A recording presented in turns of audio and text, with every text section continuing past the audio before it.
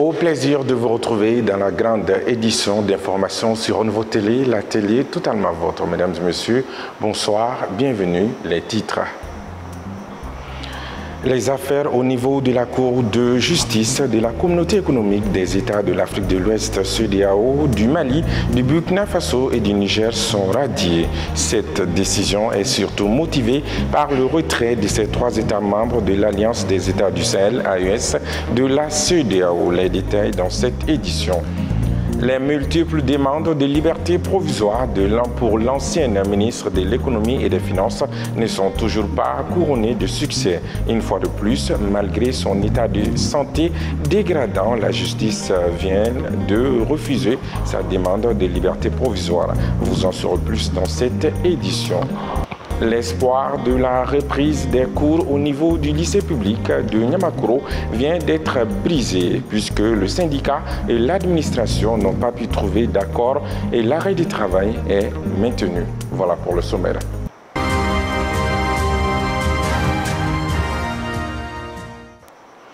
Bienvenue à tous aux informations. Je vous le disais à l'instant, la Cour de justice de la Communauté économique des États de l'Afrique de l'Ouest, CEDEAO, a radié les affaires des États membres de l'Alliance des États du Sahel, AES, au niveau de sa juridiction. Cette radiation fait suite au retrait des trois pays de l'Alliance de la Communauté, à savoir le Mali, le Burkina Faso et le Niger. Les détails avec Oumar Koïta.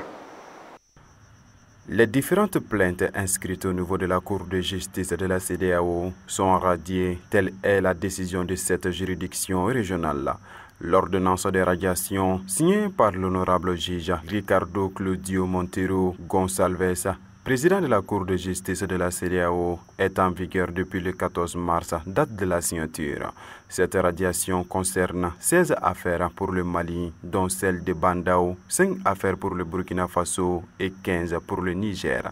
Toute question relative à ces affaires sera considérée comme nulle et non avenue au regard de la compétence de la Cour de justice de la communauté CEDEAO, prévient l'ordonnance.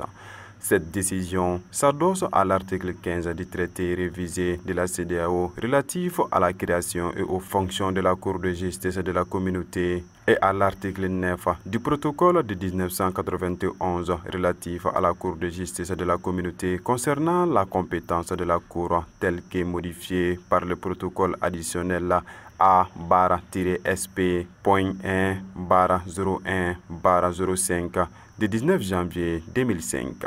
Conformément à ces articles et compte tenu du fait que le Burkina Faso, le Mali et le Niger sont officiellement retirés de la CEDEAO, la Cour de justice de la CEDEAO n'est plus habilitée à se statuer sur les affaires impliquant ces États, informe l'ordonnance.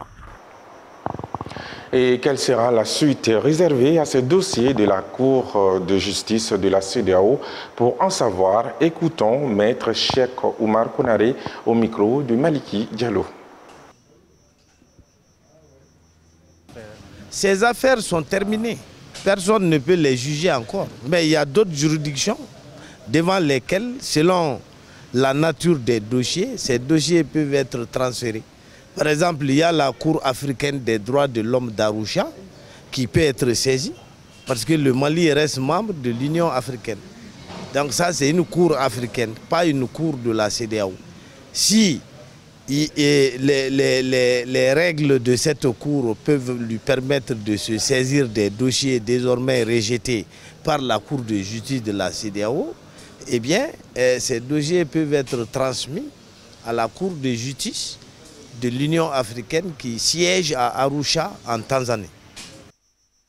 Professeur Boulaye Semaké libéré et l'arrêt du travail suspendu au CHU Gabriel Touré. En effet, libéré depuis hier jeudi, après 10 jours de prison, le professeur Boulaye Semaké a été chaleureusement accueilli par ses collègues de travail ce vendredi 4 avril 2025, en remerciant tous les secteurs qui se sont mobilisés pour la libération du professeur. Le comité suspend son arrêt de travail partiel. Maliki Diallo, Lolo Madibaté, pour les détails.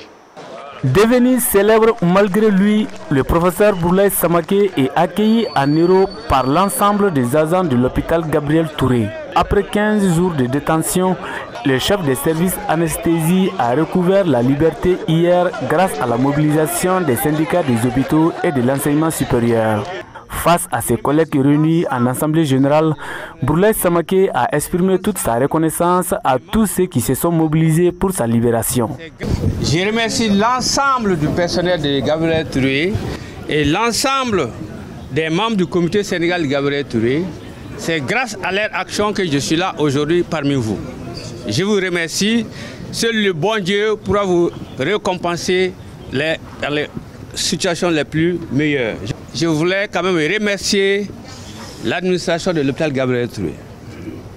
L'administration de Gabriel Touré a mis du paquet dès les premières heures pour non seulement informer la hiérarchie, et l'équipe en place a mis du sien pour que je sois là aujourd'hui. Ça, il faut les remercier. Donc, je remercie, je ne peux que vous remercier. Je pense que les jours à venir, on verra la suite. Merci beaucoup. Bourlaye bénéficie d'une liberté provisoire. Il sera jugé le 24 avril pour expropriation selon une source judiciaire.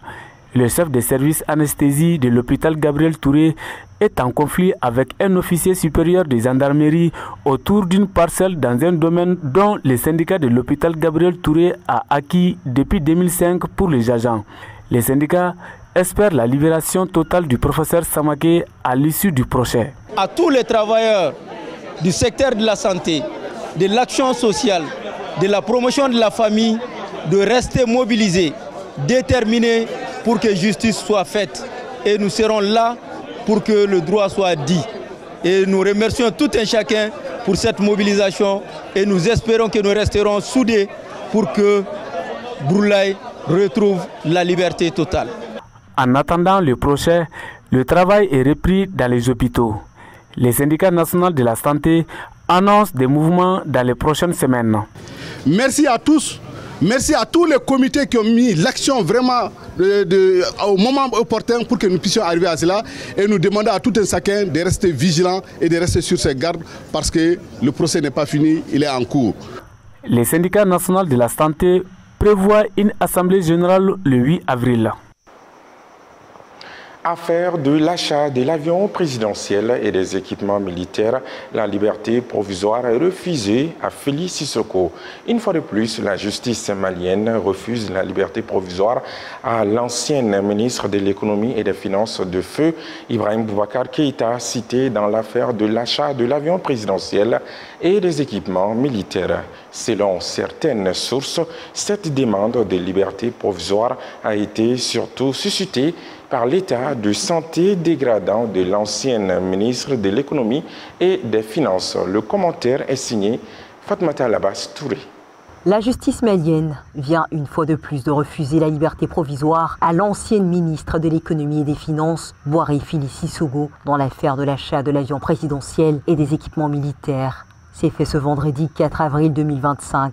A rappelé qu'elle est accusée de faux en écriture, usage de faux, atteinte au bien public, corruption, trafic d'influence et favoritisme dans la dite affaire. Cette demande de liberté provisoire fait suite à d'autres, toutes refusées par la justice malienne. Selon des sources concordantes, l'état de santé de Félix Sissoko se serait considérablement dégradé ces derniers temps, d'où cette demande de liberté provisoire. Pour rappel, lors des assises spéciales sur les crimes économiques et financiers, comme à tous les autres niveaux depuis le début de cette affaire, Boiré Félix Sissoko a catégoriquement rejeté les faits qui lui sont reprochés dans l'affaire de l'achat de l'avion présidentiel. Lors de ce procès, l'ancien directeur national du Trésor et de la comptabilité a reconnu avoir effectué le paiement sans disposer de la copie du contrat, signalant également que le document était en anglais. Face à une telle déclaration et en l'absence de preuves concernant le versement des 15 milliards, il a été sommé de fournir des éclaircissements et des documents justificatifs pour soutenir ces déclarations.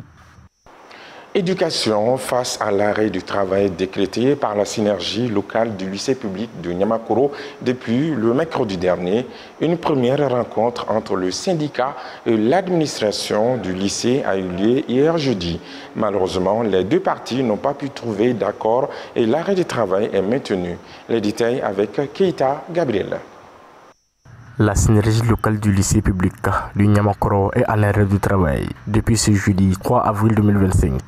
Elle exige l'amélioration de son cadre et sa condition de travail, mais aussi la mise à la disposition des équipements didactiques permettant aux élèves d'apprendre dans des conditions idoines. Selon le corps enseignant, leur attente dure depuis près de 4 ans. Selon le syndicat, le lycée public de Niamakoro est dans une impasse sans précédent. Avec un effectif de près de 2000 élèves, l'établissement est confronté à de sérieuses difficultés qui entravent son bon fonctionnement. Une situation qui met en danger la santé des apprenants et de leurs professeurs, surtout en cette période de forte chaleur.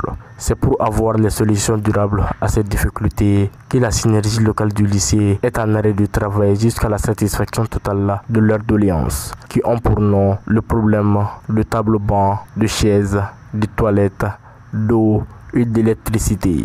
Afin de trouver une solution rapide à ces préoccupations syndicales, une réunion d'urgence a eu lieu entre l'administration de l'établissement et le comité syndical.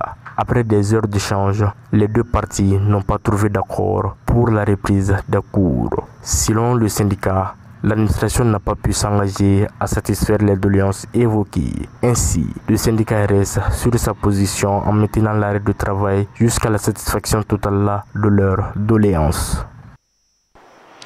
Un camion-citerne a pris feu hier soir à Lafiabou, dans l'arrondissement 4 du district de Bamako. Si le pire a été évité grâce à l'intervention courageuse du conducteur de l'engin, des dégâts matériels importants sont à déplorer. C'est ce que nous dit Lassine Diakité.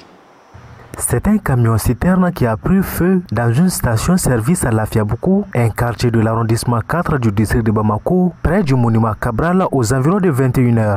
Le pire a été évité grâce à l'intervention courageuse du chauffeur du véhicule en feu qui a réussi à sortir le véhicule de la station, limitant ainsi les dégâts. En effet, l'incident a ravagé les maisons des réparateurs de motos voisins ainsi qu'une maison attenante. 2 motos ont été complètement calcinées. Aussi, d'autres biens matériels ont été endommagés. Le feu a aussi touché des caméras de surveillance et les poteaux électriques. Heureusement, les quartiers étant sans électricité au moment de l'incident, le risque d'explosion a été évité grâce à l'intervention des sapeurs-pompiers. Bien que les dégâts matériels soient importants, aucune perte en vie humaine n'est à déplorer.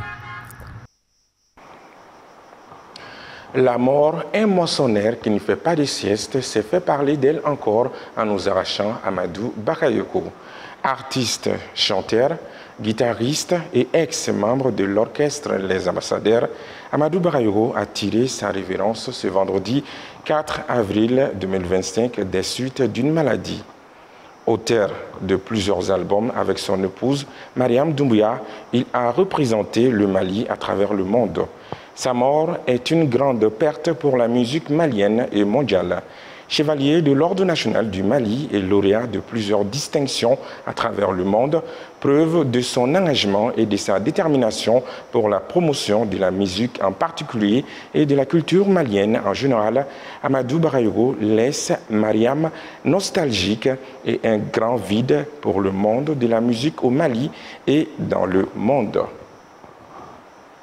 Ainsi va la vie, que son âme repose en paix. Fin de ce journal. Merci de l'avoir suivi. À bientôt.